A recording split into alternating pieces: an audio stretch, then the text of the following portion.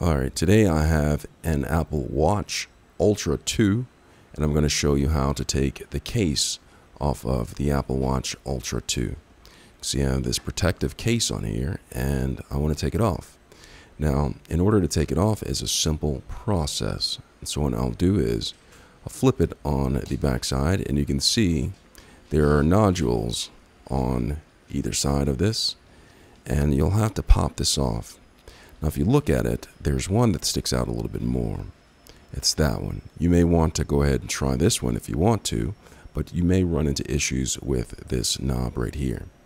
So, what I try to do is I go to this side, and if I have a little bit of fingernails, what I'll do is I'll put my fingernails in here a little bit, give it a little bit of space, and then just pull down on that, and look at that.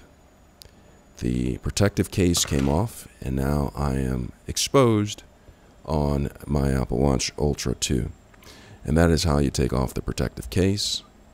I hope this video was helpful. Thanks a lot for watching.